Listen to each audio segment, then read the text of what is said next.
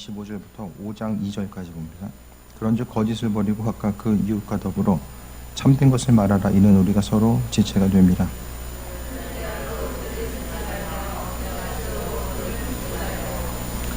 마귀에게 틈을 주지 말라.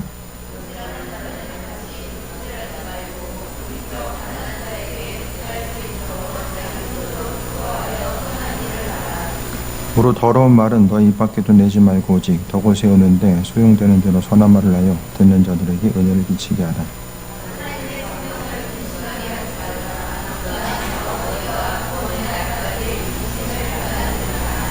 너희는 모든 악독과 노함과 분냄과 떠드는 것과 비방하는 것을 모든 악의와 함께 버리고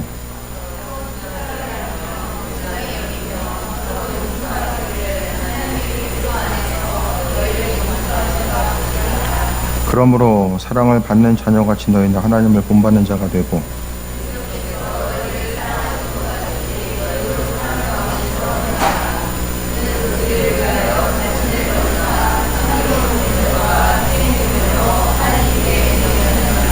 아멘.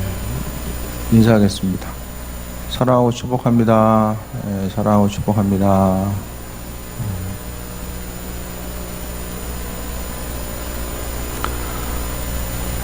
시간이 빨리 가네요.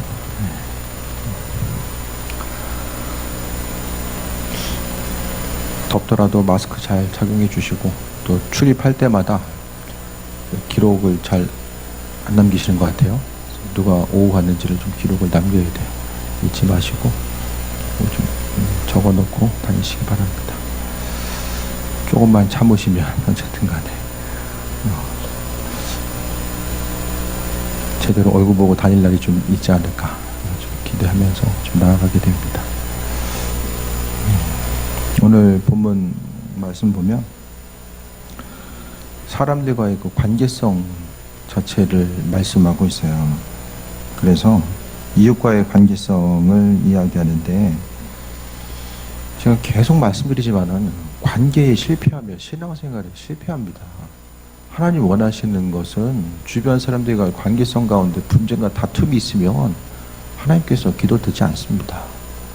나는 열심히 기도하는 것 같아도 사람들과의 분쟁과 다툼은 하나님께서 듣지 않으시고 또 하나님의 선하신 뜻과 인도하심. 그래서 말씀의 본질적인 핵심은 하나님 말씀을 통해서 적용하는 삶을 이야기하는데 말씀의 적용은 항상 전해드리지만은 주변 한 사람 한 사람과의 이 관계성을 통해서 선행되어야 된다는 것을 이야기하고 있어요. 그러니까 믿는 우리들의 삶은 다른 것이 아니라 옆 사람 한 사람 한 사람과의 이 관계를 통해서만이 이루어질 수밖에 없다라는 거. 그러니까 믿는 우리들은 다른 것이 아니라 서로 한 사람 한 사람의 관계성 가운데서 하나님의 말씀이 이루어지고 그 말씀 가운데서 그분의 선하신 뜻과 인도하심이 무엇인지가 온전히 분별되는 그 귀한 삶을 살아갈 수 있게 됨을 이야기합니다. 그래서 25절에 보면 오늘 이제 그 성경 가운데서 오늘은 거듭난 사람, 신앙인으로서의 그 마음의 중심을 두고 살아감에 있어서 이 관계성 자체가 어떠해야 되는지를 분명하게 말씀하고 있어요. 그래서 특별히 이제 25절부터는 이웃과의 관계를 어떻게 가지고 갈 것인지에 대해서 그 부분을 집중적으로 말씀하고 있습니다. 그래서 25절에 그런즉 거짓을 버리고 각각 이웃과 더불어 참된 것을 말하라. 성경은 두 가지를 계속해서 이야기하거든요. 그러니까 선한 것과 악한 것을 대조시켜서 대비해서 이제 이야기하고 있어요. 첫 번째는 거짓을 버리고 참된 것을 말하라. 이 두 가지를 이제 대비해서 말씀하고 있습니다.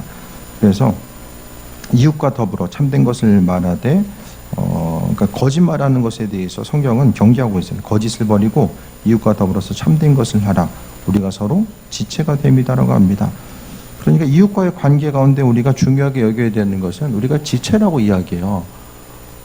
머리 대신 예수님과 우리 한 사람 한 사람이 지체가 되기 때문에 그 지체로서 우리 한 사람 한 사람이 연결되어 있다는 거예요. 그러니까 내가 공동체 안에 있다는 것은 나 한 사람이 있고 다른 사람이 누군가가 다르게 있는 것이 아니라 하나님 보시기에는 그 공동체 가운데 지체로서 하나로서 연결되어 있는 거예요. 그러니까 다른 사람들을 향하여서 우리가 거짓말을 하거나 또 사랑으로 대하지 못하면은 결국 나 자신을 향해서 욕하는 것과 동일한 것임을 이야기하고, 또 한 가지는 머리 되시는 분이 예수님이기 때문에 그 옆 사람을 향하여서 거짓말을 이야기하는 것은 그 사람 안에 있는 예수님께 거짓말하는 것과 동일하다는 것을 이야기합니다.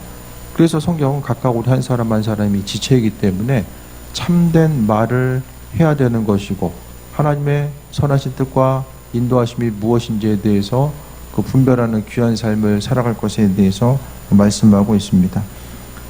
지체가 된다라는 것에는 이웃과의 관계성 가운데서 뭐 여러 말 하지 않아도, 왜 우리가 이웃과의 관계성 가운데서 하나님 말씀하신 그 믿음의 본질을 나타내고 나아가야 되냐? 그것은 오늘 에베소서를 통해서 한마디 이야기해요. 서로 지체이기 때문에. 옆 사람이나 내가 서로 갈라지고 나눠진 존재가 아니라 그 사람이나 나나 동일한 존재라는 거예요. 믿는 우리들의 삶은 항상 주변 사람들과의 관계성 가운데서 서로 지체가 되었다는 사실에 대해서 기억하지 못하고 서로를 향하여서 분쟁과 다툼이 있게 되면은 그 하나님 보시기에 합한 모습이 아니라는 것을 분명히 말씀하고 있습니다. 그래서 두 번째가, 첫 번째는 참된 것을 말하라. 이는 우리가 서로 지체가 됩니다. 한 사람 한 사람을 향해서 말은 바로 영이거든요. 그 사람 안에 있는 심령에 있는 영의 상태가 말을 통해서 다 드러나게 돼요. 마음속에 악한 게 있으면 악한 게 입으로 다 드러나고, 선한 것이 있으면 선한 것이 드러날 수밖에 없다라는 것에 대해서 말씀하고 있습니다. 그래서 믿는 우리들의 삶은 다른 것이 아니라 항상 하나님 기뻐하시고 인도하시고 함께 하심의 뜻이 무엇인지를 또 분별하며 나아가야 되는데, 마음속에 있는 모든 것들이 다 입술을 통해서 표출돼 나올 수밖에 없다라는 것, 그것을 성경은 이야기합니다. 26절에 분을 내어도 죄짓지 말며 해가 지도록 분을 품지 말고 라고 합니다. 분을 내어도 죄짓지 말고, 죄짓는 것과 또 분을 품지 말라고 하는 이 두 가지를 또 서로 대비해서 말씀하고 있어요. 마음속의 분노는 분노로 그치는 것이 아니라 분노가 입술로서 표출돼 나와서 입술로서 범죄하게 하고, 또 마음속에 있는 분노는 어떤 행동의 요소로 나타나게 되어서 또 어떤 죄의 요소를 만들게 됩니다. 그렇기 때문에 죄의 요소가 있을 때 해가 지도록 분을 품지 말라고 이야기하는 것을 말씀하는데, 우리 심령 가운데 분이라는 것은 주님과는 상관없는 것들. 그러니까 사람이 화내면 어떻게 되죠? 여러분, 살면서 가장 두려운 게 무엇입니까? 살면서 가장 두려운 거. 두려운 거.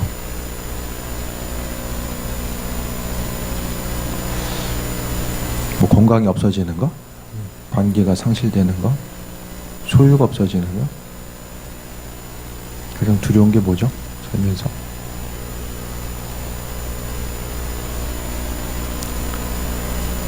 주님과의 관계성이 흔들리는 거. 쉽게 말하면 기름 부음이 사라지는 거. 그게 신앙인들에게 있어서는 가장 두려운 거예요.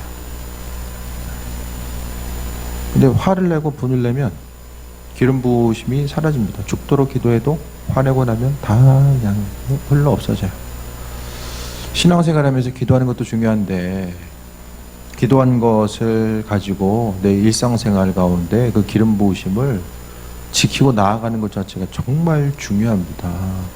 그게 아니면 나무 심고 나무 뽑고 이거 계속하는 거예요. 그러니까 결국에는 남는 게 아무것도 없어요. 신앙생활을 오래 해도 결국 건질 게 없어요.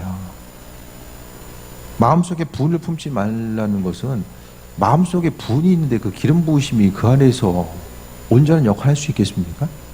심령 가운데 마음의 분노가 있는데 그 분노로 인해서 내 안에 있는 기름 부으심, 그 성령의 역사가 온전히 제 역할을 감당하고 나아갈 수 있겠는가, 그 부분에 대해서 돌아보는 거예요. 그래서 오늘 본문 가운데 분을 내어도 해가 지도록, 순간적으로 분을 낼 수는 있죠. 그러니까 뭘 이야기하냐면, 지난번에도 한번 비슷한 예를 드렸는데, 지나가다가 새똥을 맞을 수는 있지만 그 새가 머리 위에다 둥지트기는 안 할 수 있잖아요.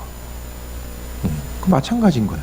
삶을 통해서 순간적으로 살다 보면 분이 날 수도 있지만은, 분이 일으키는 그 순간에도 내 심령 가운데 상태가 어떠해야 되는지에 대해서 분명히 인식해야 되고, 하나님의 백성으로서의 삶을 어떻게 살아가야 되는지에 대해서도 분명하게 돌아봐야 됩니다. 믿는 자로서 우리는 삶의 순간순간마다 하나님의 선하신 뜻과 인도하심이 무엇인지에 대해서 우리가 깨달아 알고 나아가야 되는데, 마음속에 분을 내면은 하나님의 뜻과 인도하심, 그러니까 기름 부음이 떠나가면 다 떠나갑니다. 돈이 없으면 벌면 되잖아요. 육신이 다치고 힘들면은 어느 정도 힘쓰고 노력하면 돌아오잖아요. 근데 기름 부으심 자체, 힘들어도 내가 마음만 먹고 기도하면 언제든지 모든 것이 회복돼서 나아갈 수 있다라고 생각들을 많이 하는데, 그건 내 생각이 아니라 하나님의 뜻이거든요. 기름 부음에 대해서 보게 되면 하나님은 모든 사람들 향해서 다 동일하게 회개한다고 해서 다 그들의 삶의 모습이 회복된 것이 아니고, 돌이켰다라고 해서 이전의 기름 부음의 상태를 다 가지고 왔던 것이 아님을 우리가 성경 가운데서도 발견하게 됩니다. 그러니까 중요한 것은 기도하다가 뭐 습관 따라서 힘들면은 못할 때도 있고 할 때도 있고, 그게 아니라 신앙의 연륜이 조금씩 더 오래될수록 우리는 하나님의 선하신 뜻과 인도하심의 뜻이 무엇인지에 대해서 깨달아 알아야 되고, 믿는 자로서 항상 그 기름 부으심 가운데 거한다라는 거. 기름 부으심 떠나가면 하나님 보시기에도 항상 신앙인들은 일관성이 되게 중요해요. 일관성. 신앙의 일관성이 먼저 기본적으로 잡혀야 됩니다. 그래서 신앙의 일관성이라는 것은 어떤 것에 대해서 상황이 되면 하고 안 되면 못하고, 그러니까 사정과 형편 따라서 내 신앙의 행동과 패턴이 움직여지게 되는 것이 아니라, 하나님의 백성으로서의 온전한 삶을 살아감에 있어서 항상 우리들은 하나님과의 관계성, 눈에 보이는 환경의 요소가 흔들 수 없는 그 관계성 자체가 분명하게 선행되어야 되는데, 믿는 우리들의 삶은 항상 그 눈에 보이는 어떤 환경 때문에가 아니라 하나님과의 백성으로서의 그 관계성 가운데서 우리가 온전히 살아가야 되고, 그 기름 부으심에 대해서 중요하게 여기며 나아갈 수 있어야만 합니다. 그래서 항상 꾸준하게, 그러니까 신앙생활에 있어서의 그게 이제 꾸준함이 기초 체력이죠. 믿음 생활은 주를 위해서 나아가는 것, 뭐 예배 생활도 그렇고 예물 생활도 그렇고 행하는 모든 것들이 다 어떤 사정과 형편이 아니라 꾸준하게 하는 관계성 가운데서 그 기본을 가지고 있어야 됩니다. 그게 아니면은 그게 이제 그 꾸준함 자체가 일꾼으로서의 가장 기본적인 것들을 이야기하게 되는데, 그 물건 수리할 때도 가장 힘든 게 뭐죠? 되다 안 되다 하는 거. 되거나 안 되거나. 집에서는 안 되는데 수리하러 가져가면은 돼. 그럼 어떻게 됩니까? 쓸 수가 없어요, 결국에는. 되다 안 되다 하면 쓸 수가 없어요. 저도 중고 오디오가 있었는데 수리하러 갔더니 가서 되더라고요. 그럼 어떻게 해요? 그냥 가져올 수는 없잖아요. 안 되는데. 못 쓰는 거예요. 그러니까 하나님의 백성으로서 우리는 항상 일관성을 가지고 있으면 하나님이 그 사정과 형편에 맞춰서 움직이시는데, 스스로의 삶에 있어서 믿음의 정체성 자체가 환경 따라서 흔들리게 되면 하나님은 어떻게 하십니까? 그냥 기다릴 수밖에 없는 거죠. 믿음의 정체성 가운데 무엇인지를 깨달아 알고 하나님의 백성으로서의 준비된 상태로 나아갈 때까지는 하나님도 기다릴 수밖에 없는 거예요. 근데 문제는 시간이, 가장 소중한 게 시간이잖아요. 쓰임 받아야 되는 그 소중한 시간. 제가 잠깐 좀 말씀이 다른 쪽으로 가는데, 쓰임 받아야 되는 그 소중한 시간이, 내가 믿음의 정체성, 그러니까 군인들도 이제 훈련소를 마치고 나서 이제 자대 배치되잖아요. 근데 훈련소에서 이제 못 나오는 거예요, 쉽게 이야기하면. 일관적으로 구비되어야 될 부분이 구비되고 이제 나와야 되는데, 훈련소에서 못 나오다 보면 계속해서 원칙적인 것들을 배우고 또 배우고, 근데 구비되지 않으니까 못 나가는 거예요. 그러니까 시간만 계속해서 흘러갈 수밖에 없는 거죠. 믿는 우리들은 항상 하나님 보시기에 합한 자로서 말씀을 온전히 이해하고, 또 신앙생활함에 있어서 하나님께서 말씀하신 것들, 이웃과의 관계성 자체를 이야기하는 것은 하나님의 사람으로서의 온전한 삶, 그러니까 어떤 특별하게 쓰임받는 사역자들을 이야기하는 것이 아니라 내 안에 그리스도 예수가 있다라고 그것에 대해서 믿어지는 사람들은 항상 이와 같은 모습이 관계성 가운데서 흘러나올 수밖에 없는 것, 그리스도의 성량과 성품이 흘러 넘칠 수밖에 없다라는 것에 대해서 분명하게 말씀하고 있습니다. 그래서 분을 내어도 죄짓지 말고 해가 지도록 분을 풀지 말고 27절에 마귀에게 틈을 주지 말라라고 합니다. 그럼 다시 이야기하면 거짓말하고 사람 때문에 분을 내고 그러면 27절에 나와 있는 것처럼 마귀에게 틈을 주는 거야. 내가 멀쩡하게 잘 신앙생활 하는데 마귀가 와가지고 충동질하는 것보다는 사람이 죄지면 끊임없이 제가 목회 초기부터 말씀드리잖아요. 죄지면 그 죄를 통해서 사단을 불러들이는 거예요. 내가. 욕심 부리면 욕심에 해당하는 사단이 계속해서 찌르고요. 근심 걱정하면 근심 걱정을 일으키는 사단이 계속해서 하나둘씩 이제 그 근심 걱정의 요소를 불어넣고 사단에게 틈을 준다라고 오늘 성경은 표현하고 있어요. 성경은 일괄적으로 사람의 빈틈을 노리고 있거든요. 어떻게 하면 그 빈틈을 삐집고 들어갈 수 있을까? 그것에 대해서 계속해서 이야기하는데 사단을 성경은 뭐라고 이야기합니까? 대적하라고 이야기하잖아요.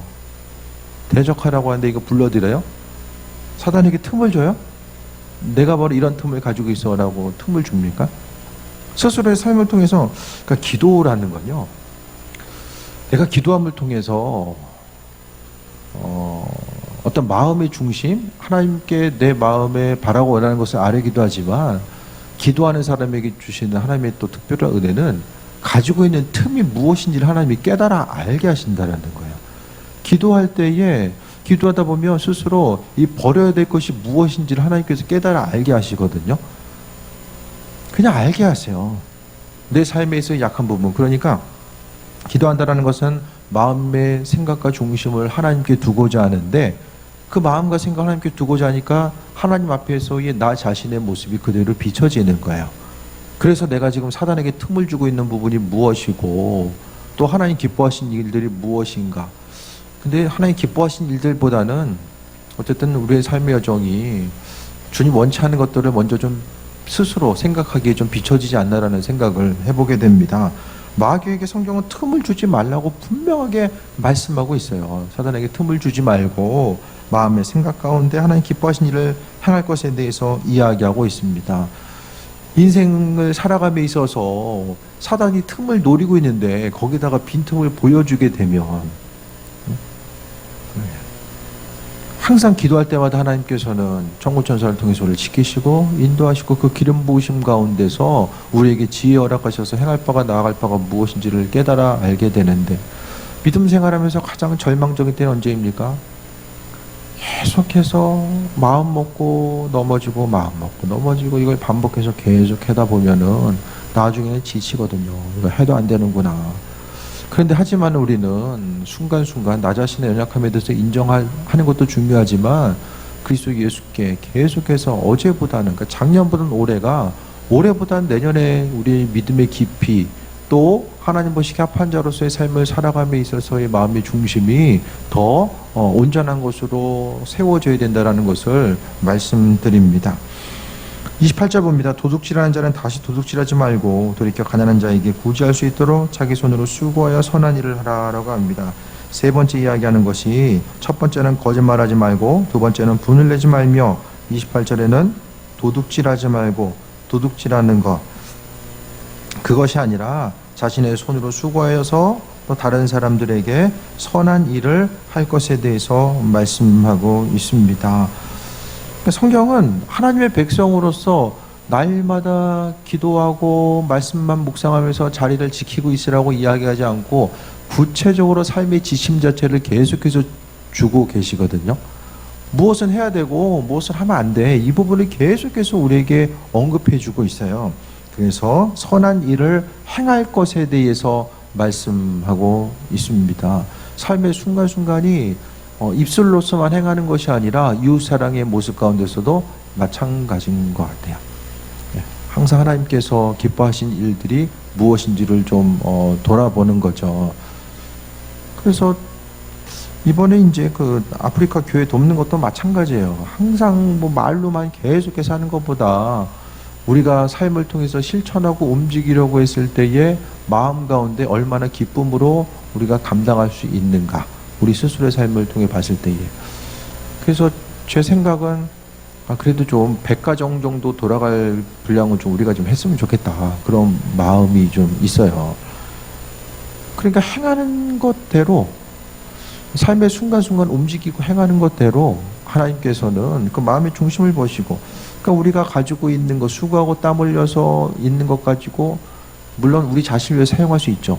돈이 많다는 것은 확실히 돈이 없는 사람보다 있는 사람들이 근심 걱정은 덜해요. 뭐 사소한 거 가지고 뭐 걱정 안 해도 되잖아요. 많은 부분 돈으로서 해결할 수 있는 부분이 있기 때문에 지금 근심 걱정하는 것들이 아마 많은 부분 돈으로 해결되는 것들이 대부분일 거예요. 그 중에 한 20, 30%는 좀 해결하기 힘든 뭐 20% 정도. 근데 나머지 부분들은 어느 정도 해결할 수 있는 부분들이 아마 대부분 많이 있을 거예요. 그것을 통해서 이 삶을 통해서 좀 내가 소유하고 내 것을 통해서 내 인생을 쉽게 살아갈 수 있지만, 소유를 통해서 근심 걱정을 막을 수 있고 어느 정도 인생의 기쁨과 행복함을 누릴 수 있어요.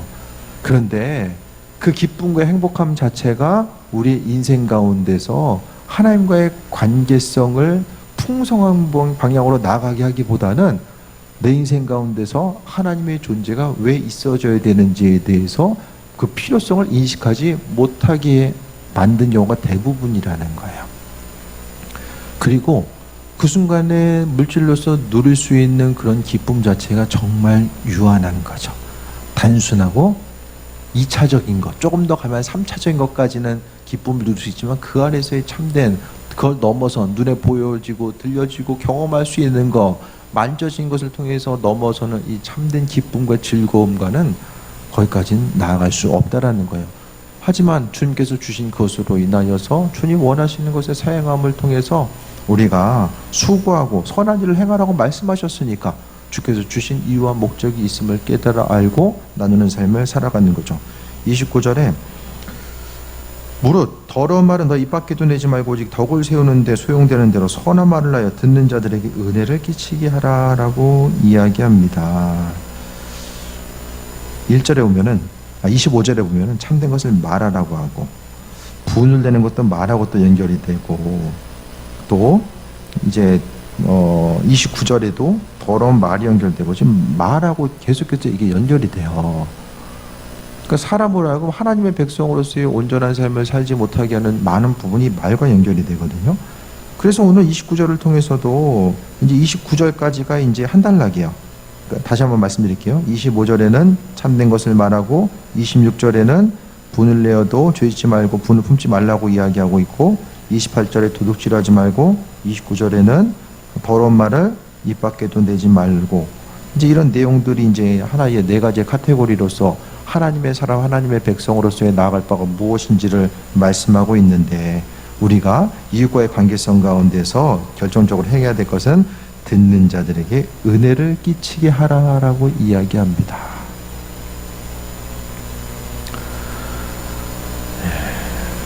어렵죠? 무슨 말 해야지 은혜를 끼칠 수 있을까요?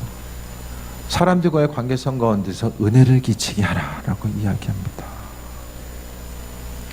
근심 걱정이 아니라 그 한 사람 한 사람을 향해서 세워주고 그가 행할 바가 나아갈 바가 무엇인지를 깨달아 알 수 있는 것, 은혜를 끼치게 하는 것, 믿는 자로서 그 은혜를 끼치게 한다는 것은 그냥 때로는 그냥 단순하게 좀 힘든 사람들 얘기 들어주는 거, 그것도 참 그 사람에게 은혜가 되지 않을까 생각을 하게 되거든요. 우리가 뭐 특별히 어떤 것을 하지 않는다라고 할지라도 내 안에 계신 주님께서 지혜를 주시면 지혜를 주신 대로 말하는 것이고, 또 주신 마음과 지혜가 없으면 그냥 가만히 듣고 있는 것, 이런 순간순간을 통해서 이제 삶의 모든 것 자체가 주님 기뻐하신 것들로서 만들어질 수 있는데, 듣는 자들에게 은혜를 끼치게 하라라고 합니다. 우리가 속해 있는 것, 우리가 만나고 또 관계로서 이어진 수많은 사람들에게 오늘 성경은 은혜를 끼치게 하라. 그러니까 이웃과의 관계성 가운데서 중요한 것은 은혜를 끼치게 하라라고 말씀합니다.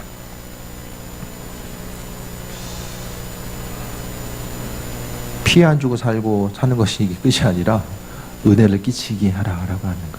그러니까 결국 은혜를 끼치게 하려면 은혜 자체가 바로 주님이잖아요. 그러니까 주님께서 내 마음의 중심으로 주시는 것들이 무엇인지를 깨달아 알아야 됩니다. 그러면서 이제 30절부터는 이와 같은 삶에 있어서 성부, 성자, 성령 이 삼위일체 하나님 그분과의 관계성 자체를 또 말씀하고 있어요. 그 연결고리를 말씀하고 있거든요. 30절 하나님의 성령을 근심하게 하지 말라. 그 안에서 너희가 구원의 날까지 인치심을 받았느니라. 그러니까 성령께서 우리 안에 계심으로 인하여서 우리가 하나님의 백성이고 나중에 천국에 거할 자임을 성령께서 우리로 하여금 깨달아 알게 하시고 하나님의 지혜인 성령께서 우리 한 사람 한 사람에게 지혜와 능력과 분별력을 주셔서 의의 길로 복된 길로 나아갈 수 있도록 은혜로 베푸시고 인도하시고 함께 하신다는 사실에 대해서 분명히 말씀하고 있어요.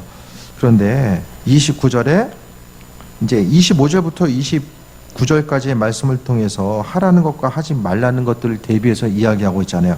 근데 이런 부분들 하지 말라는 것을 행하게 되면 30절에 나와 있는 것처럼 성령을 근심하게 한다라는 거. 그러니까 위의 내용과 연결돼서 보게 되면 왜 뜬금없이 30절에 성령을 근심하게 하지 말라라고 이야기합니까? 그러니까 내 안에 계신 예수, 내 안에 그리스도 예수 주님께서 계시는데 신앙인으로서 참된 말을 하지 않고 또 주변을 돌아보지 아니하고 도둑질하고 거짓말하고 이런 환경 가운데 이제 하지 말아야 될 것을 하면은 내 안에 계신 성령께서 뭐 하십니까? 근심하신다라는 거예요. 나로 인하여서 기뻐하시는 것이 아니라 성령께서 내 안에서 근심하신다. 성령은 인격을 갖고 계시거든요. 인격체예요. 내 안에 계신 성령께서 나를 어떻게 바라보실까? 그것에 대해서 항상 우리는 기억해야만 합니다. 사람이 주변 누군가의 시선 때문이 아니라 먼저는 내 안에 계신 성령께서 지금 내 모습을 보면서 뭐라고 말씀하시는가? 내 안에서 그리스도 예수 주님을 기뻐하고 그분을 높이고 그분과의 관계성 가운데서 새해 먹고 나아가며 힘들고 어려운 가운데 있지만 그분께서 공급해 주시는 힘과 능력 가운데 새해 먹고 살아가고자 하는 그 마음의 결단을 가지고 나아가며 성령께서도 기뻐하시지만은 성령의 열매와 전혀 상관없는 삶을 살아가게 되면 내 안에서 성령께서 근심하신다라는 거. 왜 근심합니까, 성령이? 관계성 가운데 근심하게 될 때는 언제죠? 기대감이 있기 때문에 근심하는 거예요.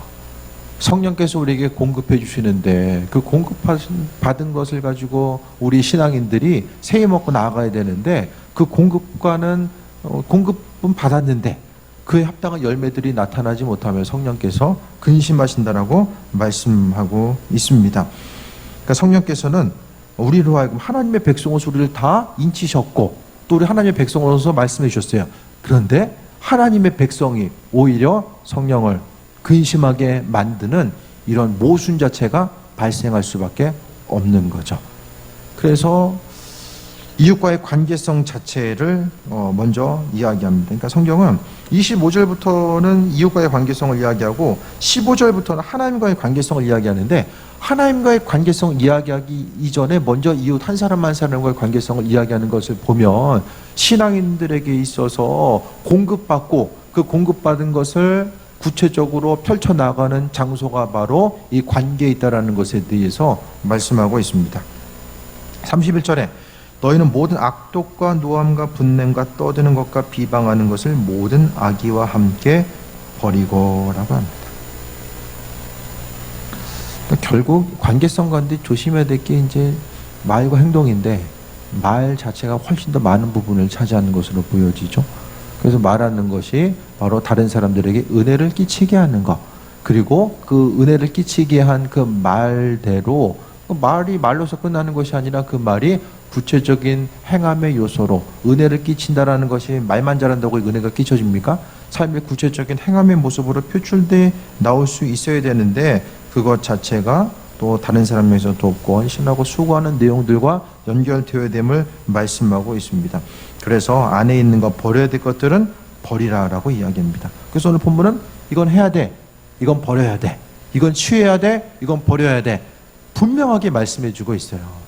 성경은 모호하지 않아요. 구체적으로 아주 구체적으로 말씀해주고 있어요.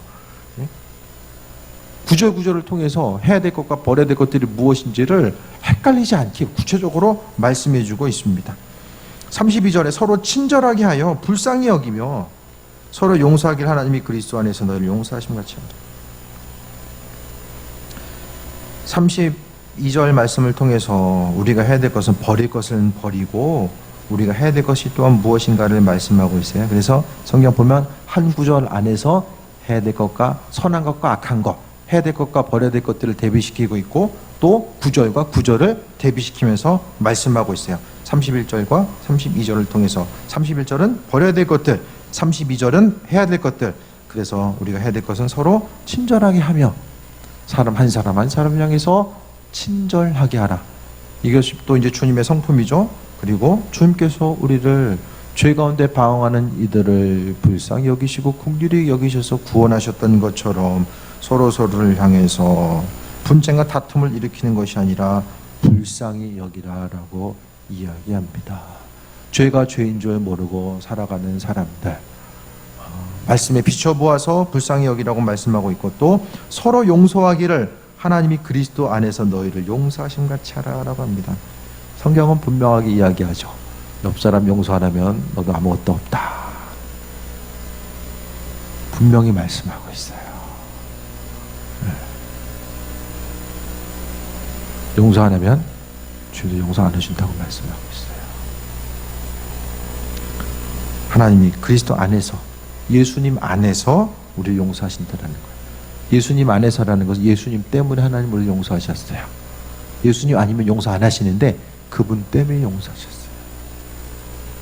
사람 용서하는 게 쉽지 않아요. 하지만 우리가 반드시 이루어야 될 것이 이 용서의 모습임을 말씀하고 있습니다. 그러면서 하나님의 인도하심을 이야기하고 있고 이 5장 원래 이제 그 35장 1, 2절은 하나의 패턴이에요. 이 장절이 다 안 맞는 거 아시죠? 장이 많은 부분 뭐 비슷하게 맞는 경우도 대부분인데 많은 부분 또 안 맞아요. 이 5장 자체는 이 장이 이제 여기 붙으면 안 돼요. 이제 33절, 34절 이렇게 가야 되는데 지금 5장이 여기 붙는 거예요. 그래서 5장 1절에 보면 그러므로 사랑을 받는 자녀같이 너희는 하나님을 본받는 자가 되고, 그러니까 성령을 근심하게 하지 말라고 말씀하고 있고, 그리고 성령에 대해서 말씀하고 있고, 이번에는 이제 성부, 그러므로 사랑을 받은 자녀같이 하나님을 본받는 자. 하나님을 본받는 건 뭐죠? 하나님께서 그리스도 예수를 통해서 우리를 사랑하신 것처럼 그분을 본받는다라는 것은 오늘 본문에 그분의 사랑을 본받는 것에 대해서 말씀하고 있어요. 죄와는 상관없는 그분이 죄 안에 있는 그들을 용서하시고, 그 용서는 하나님의 사랑의 근거에서 우리를 용서하신 것처럼 다른 누군가를 향하여서 하나님의 사랑, 그러니까 그것도 한 사람 한 사람을 사랑할 수 있는 것은 예수님 안에 있는 하나님의 사랑에 대한 그 가치가 무엇인지를 아는 사람은 바로 이웃을 향해서 사랑의 마음을 가지고 살아가게 됩니다. 그런데 뭐 예수님의 십자가의 죽음, 이거 무감각하면 어떻게 되죠? 무감각하면 사랑이 뭔지도 모르고 하나님의 사랑 잘 피부에 와닿지 않으니까 내가 무엇을 해야 되는지도 잘 모르게 되는 거예요. 2절 봅니다. 5장 2절. 그리스도께서 너희를 사랑하신 것 같이 너희도 사랑 가운데서 행하라. 그는 우리를 위하여 자기 자신을 버리사 향기로운 제물과 희생제물을 하나님께 드리셨느니라.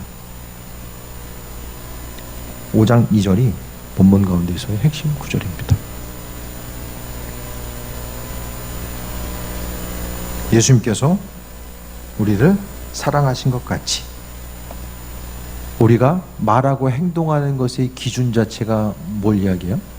그러니까 바울 사도는 이렇게 이야기하지만은 마지막을 더 이상 신앙인들에게 얼마큼 어떻게 사랑해야 되나요? 이것에 대한 질문 자체가 무의미할 정도로 한 구절로 본문을 끝내고 있어요. 어떻게? 그 기준 자체가 뭐냐? 바로 그리스도께서 우리를 사랑하신 것 같이, 그 사랑에 대해서 가치를, 주님의 사랑에 대해서 내가 소중히 여기고 깨달아 알고 세상 그 어떤 것보다 주님의 사랑이 내 인생 가운데 가장 소중한 가치입니다라고 내가 인식하고 있는 것은 그 사랑함대로 내가 받은 대로 행하는 모습이 있어줘야지만이 그 부분에 대해서 하나님도 인정하시겠다라고 말씀하고 있는 거야. 근데 주님의 사랑에 대해서 지적으로 알고 있는 것 따로, 행하는 것 따로, 행함 자체가 주님의 사랑과는 전혀 상관없이 움직이고 행하다 보면 이건 스스로 속고 있는 거예요. 아, 주님께서 우리를 사랑하셨대. 나도 주님을 사랑하고 있어. 스스로 이제 마인드 컨트롤, 스스로 이제 속는 거예요.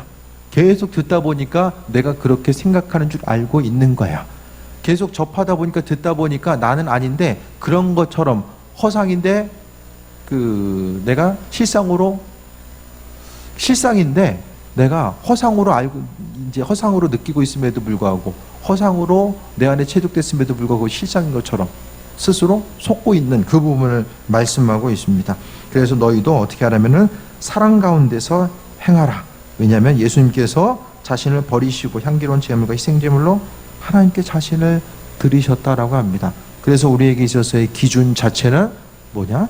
바로 그리스도께서 보여주셨던 그 사랑과 헌신과 희생을 근거로 해서 우리 한 사람 한 사람에게 이야기하고 있고, 이웃과의 관계가 얼마나 중요하길래 지금 성령님 이야기하고 성부 성자 성령이 삼일체 하나님의 그 말씀 가운데 빗대어서 오늘 본문에 몇 구절 되지도 않잖아요. 예? 9구절, 이 10구절을 통해서 지금 우리가 충분히 이해할 수 있도록 이 체계성을 가지고 지금 계속해서 언급하고 있잖아요. 에베소서는 교회론과 연결돼요. 교회론이 뭐냐?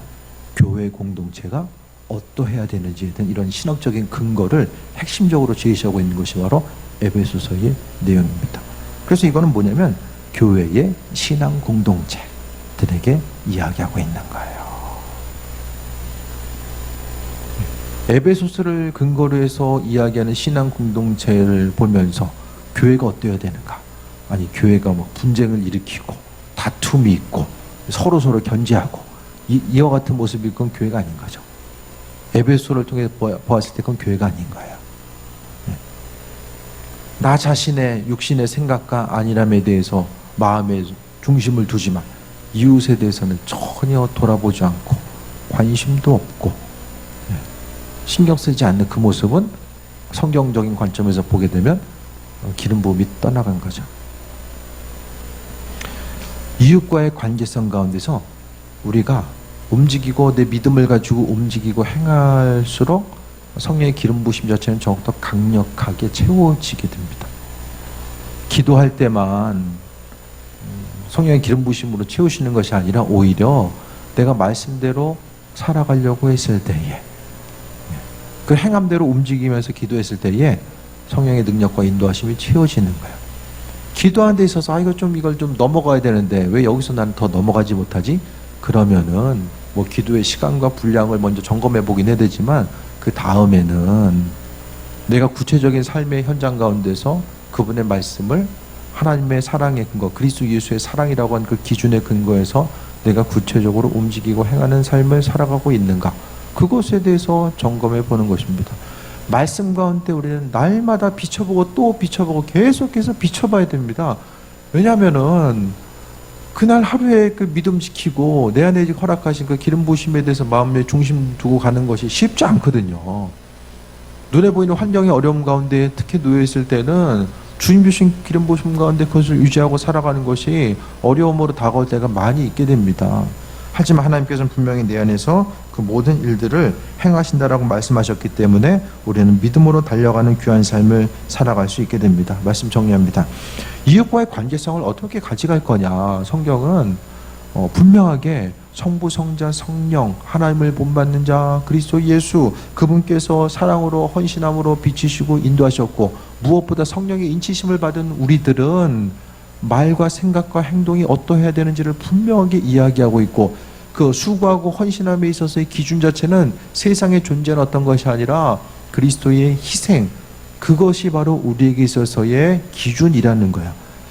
사도 바울이 에베소 교인들 향해서 다른 사람들을 사랑하고 또 그들을 향해서 나누고 베푸는 삶, 그럼 그들은 분명하게 생각을 했을 거예요. 얼마큼 어떻게 해야 되지? 그것에 대해서 말씀하고 있잖아요. 예수님이 말씀하신 7번씩 이른바 기준, 얼마큼 어떻게 알아야 되는 거야? 그 모든 것들에 대해서 오늘 성경 자체는 사도 바울은 희생제물로 하나님께서 자기 자신을 그리스도 예수께서 자기 자신을 드리신 이 기준 자체에 대해서 분명히 말씀하고 있습니다. 그래서 예수님 자체가 우리에게 있어서의